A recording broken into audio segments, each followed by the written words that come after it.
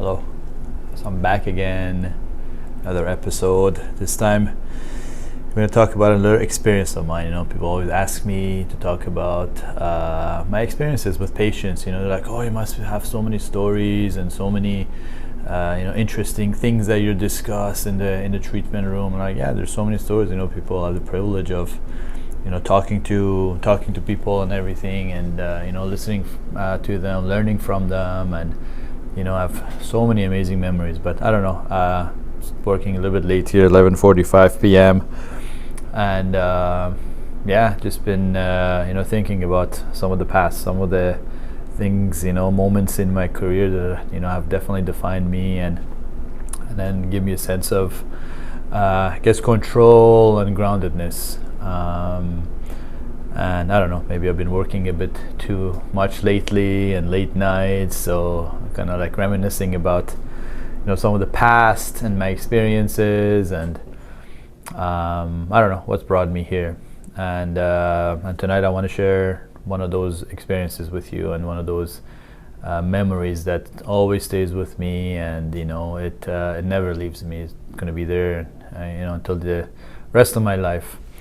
And it's one of those stories that is at the very beginning, just when I was in chiropractic school. Actually, it was about, I think, 13, 14 years ago. I've been practicing for 12 years. And so anyways, I was working my fourth year at an intern clinic. We had 3 or 4 of these intern clinics that were, free for patients to come in, and gave the opportunity for us students and soon to be chiropractors in our fourth year to work on patients, on outpatients, obviously under supervision of a supervisor. And this particular clinic, I was there for 3 months, and it was a very interesting clinic. It was located in a part of city of Portland. That's where I did my chiropractic schooling, and it's part of Portland called Burnside, and it was a very interesting part of town, very similar to our East Hastings, and a lot of financially underprivileged people, and a lot of homeless people. So this clinic was very unique. It was called the Burnside Clinic, and we had a lot of financially challenged and homeless people that would come in and get treatments. And let's just say the budgeting for the clinic was not the best. So it was a very older clinic. It had like very creaky sounding tiles. It was just all wood, and it kind of smelled a bit funny, and all that kind of stuff. Anyways, I was there for 3 months. I had so many interesting experiences with working with such a interesting population base. It was mostly the homeless and the financially underprivileged people that would come in. It was free. They would get a treatment, and a lot of these people had a lot of issues going on. They just sleep on the streets. They don't have a bed. A lot of aches and pains, and so many interesting stories for that. But one particular that really stands out was this patient of mine that come in. I think I was 2 months in, a month and a half in. Just comes in, and this very kind of introverted type of a person, right, at first. And he was just sitting in the waiting room, and I went and greeted him. I can't honestly even remember his name. I think it was James or something, but I can't recall. So anyways, this guy was very interesting. He had this sleek hair, kind of like a 80s or 90s mafia movie, and he had this very long leather jacket all the way to his feet, kind of like an overcoat. And he always came in with the same clothes, but he was always looking pretty nice and polished, but, the same clothes, nothing different about him, but looked pretty clean, pretty good. And would come in, and the first time I saw him, I took him to the room to do, to ask him some history questions, and, interview him, and he just wouldn't answer any questions, and just kind of getting a little bit frustrated. He wouldn't tell me his background too much, and past health history, all that kind of stuff. And I was trying. I was still learning. I was a student, and I was learning. Obviously, I had a few cases of patients in the past few months prior, but not too much. So I was getting a little bit intimidated. At the same time, I didn't know how to engage him and ask him more questions, and making sure that I'm getting all the right pertinent information. But anyways, I got to think enough, and I remember I went to my attending clinician, and it was this like tough guy, my attending clinician, like very kind of strong guy, and he actually had a very similar background. He'd grown up in a very tough neighborhood, but become a doctor, but he had this very tough character about him, and he's like, you know what, just work around it. This is life. It's hard. You gotta get the information, the pieces of information you need. Tackle it from different angles. So he just kind of put me out there. He's like, it's your responsibility. You got to go get the information. So anyways, this guy had come in, this patient had come in with very severe low back pain, and and he had a lot of radiating pain, kind of like sciatica going down his leg, and he's had it for months. He couldn't really get it treated, and I don't think he had too many options of seeing different types of doctors. He had no insurance, and as you know, in the United States, if you don't have insurance, you don't really get too much health care.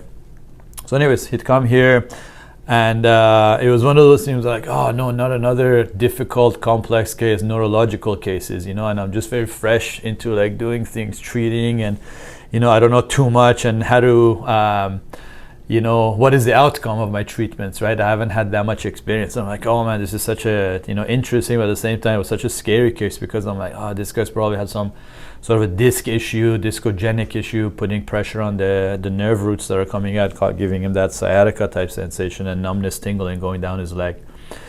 So anyways, I assessed him, and it seemed that it was a bit of neurological stuff, and I'm like, okay, we're gonna do some work on you, and I was being very careful. I'm like, sir, I'm not gonna like do any sort of adjustments on you at first. I gotta see how things are, but we're gonna do a lot of soft tissue therapy, work on the muscles around the nerves, and get some mobility in, get some movements in, but he was very open to it at first, a bit skeptical, but open. He's like, yeah, I want to try it. It's just killing me, and everything that I've done is not helping. So I started, and I was very careful. I did a lot of soft tissue work on the muscles, just stretch them, massage them, work, as much as I could. All the techniques, everything that I learned, I was just going home between sessions, like reviewing, researching, talking to other people, trying to see what I can do to help this guy. So I think I saw him probably 8 or 9 times. After the first couple of times, we got some improvements. We did a lot of releases on his muscles and his soft tissues, and he started feeling a little bit better and better and better, and I was like, okay, what's going on here? Maybe it's working, and I'm getting my confidence and everything up. But it got to a point, I think session 4 or something, 5 or something, that just things weren't progressing the way I wanted to, and I could just feel it. There were some things that were really limiting his mobility and movement, and all the soft tissue work that we were doing just wasn't enough. And so I think there was one day where I'm like, over obviously the course of a few sessions, I was like, okay, and I think there needs to be a little bit more aggressive type of a treatment on him. But I was like, okay, is this going to make it worse or not? I think there was one day where he comes in and he's just like, Sarush, do whatever you need to do, man. If you need to adjust me, if you need to go a little bit more aggressive, I'm in your hands, and I'll come back to that sentence again. And I'm in your hands. Just at first I'm like, I don't know what it means, but now that I look back at it, and now I have a better understanding what that sentence means. And I'm like, okay, felt a little bit of trust in him. And just to give you a side note, this guy's, clothing and everything, he looked like that character, Al Pacino character in a movie called Carlito's Way, one of my favorite movies. So exact same thing, like full leather jacket all the way down, like, greased up hair and all that kind of stuff. And he had like a little bit of a mustache, I think. So he looked like I guess a stereotype gangster, right, from the movie Carlito's. But I always told him, I'm like, have you seen the movie Carlito's Way? Al Pacino, and he's like, no, but I'll go take a look at it. But throughout these experiences, and I'll come back to the treatment, this guy was, started opening up to me. And at first, you have that stereotype of people that are homeless and are not, privileged, and you always maybe look at them a little bit differently, as if they're to blame for that, as if they have options or choices to get out of that situation, and that part of the problem is themselves, not even what's happened to them. And so, trying to be neutral, trying to be understanding, we had these conversations, and over the course of those treatments, I found that this guy was actually a teacher, back in the day, and he was very educated. He used to be a teacher in an elementary school, and for some strange reasons, things happened in his marriage and his, situation and life, and the details that he would share with me, he was very sensitive about it, was that he lost everything, and he was forced out of his home, and unfortunately lost everything, no money. And so the last few years, without barely any money, not being able to really work properly because of some of these issues going on, with him physically. He'd just been, semi-homeless. He's been kind of, I think, in and out of a lot of shelters, not really able to restart, and been trying to, but, wasn't able to get back on his feet. So he's going between shelters and these food banks and all that kind of stuff. And I think at times he had moments where he had to sleep on the streets. And so, and just kind of like taught me a little lesson there that, you have to listen to everyone. Everyone has a story. Everyone has something to talk about. So anyways, very humbling moment at that time. And I was like, it taught me a lesson. Okay, people, every person on earth has something to say. They have a history. They've come from somewhere.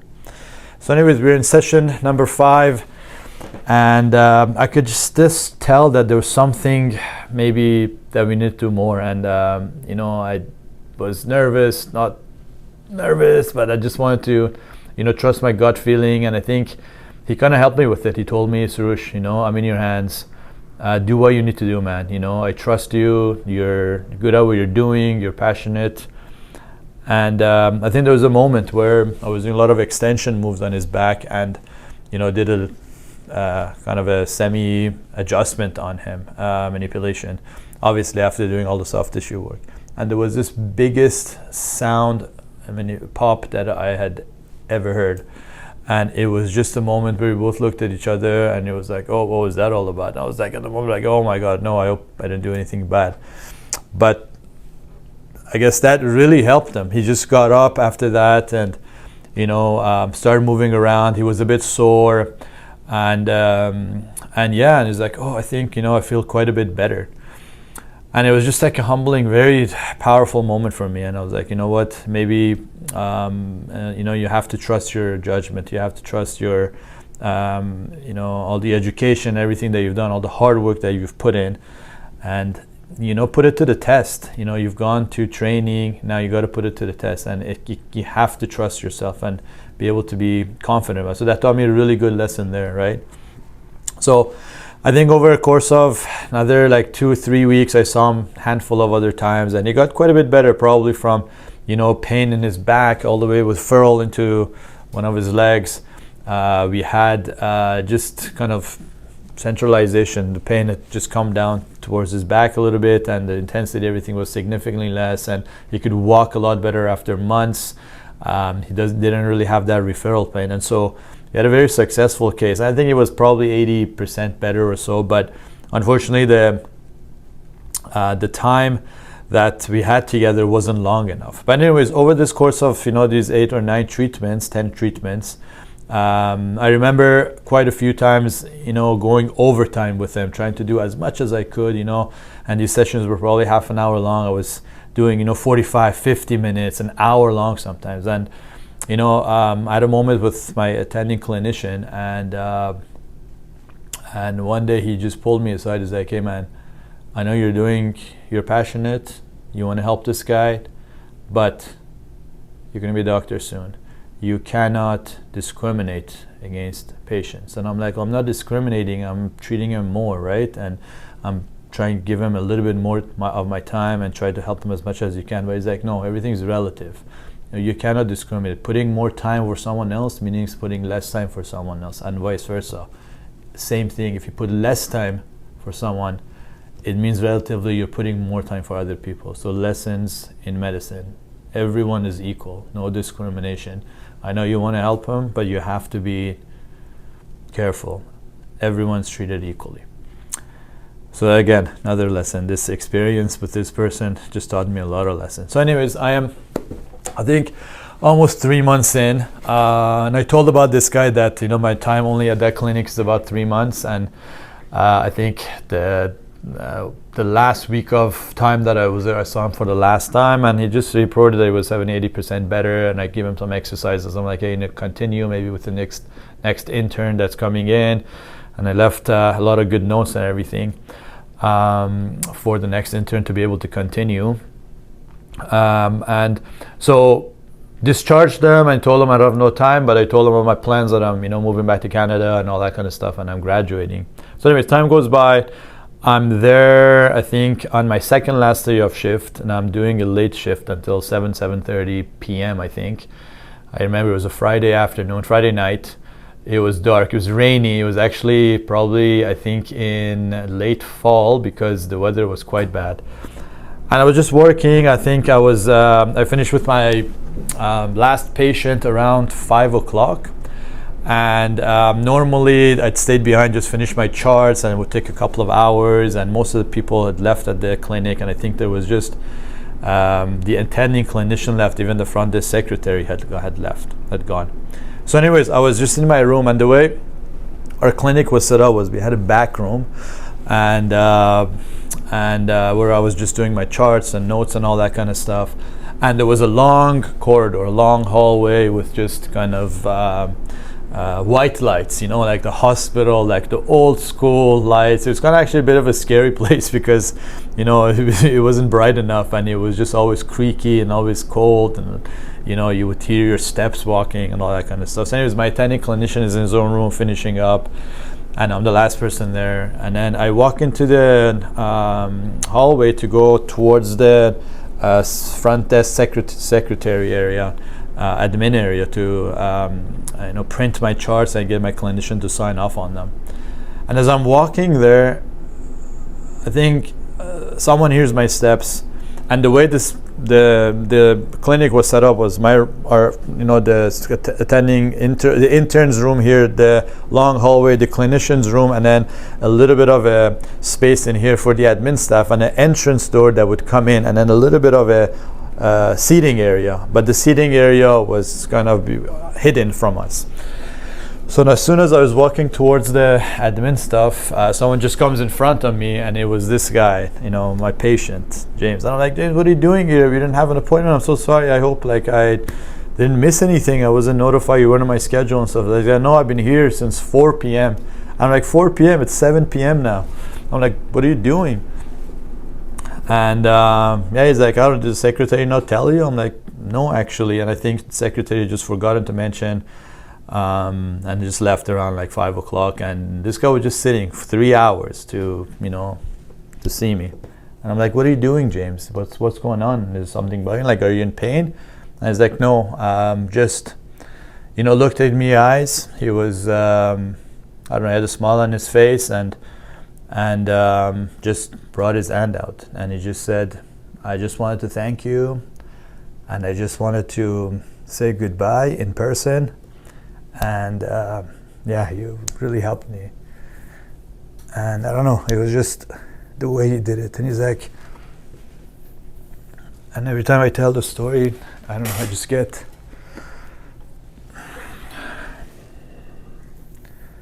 a bit teary-eyed every time. It's just such a, I don't know, just that moment for me was so crazy. But anyways, he stuck out his hand, and then he just said, thanks, I just wanted to thank you. You're going to be a great doctor one day, and your patients are going to appreciate you, and you helped me, and I just had to see you in person, and I didn't mind waiting for 3 hours. And I'm like, why don't you tell us? He's like, you know what, they left, and I thought you were with patients, but I had to see you, and this moment was very important for me. And he's like, I don't have any gifts or anything to bring for you, I can't afford it, but I just want to give you my word.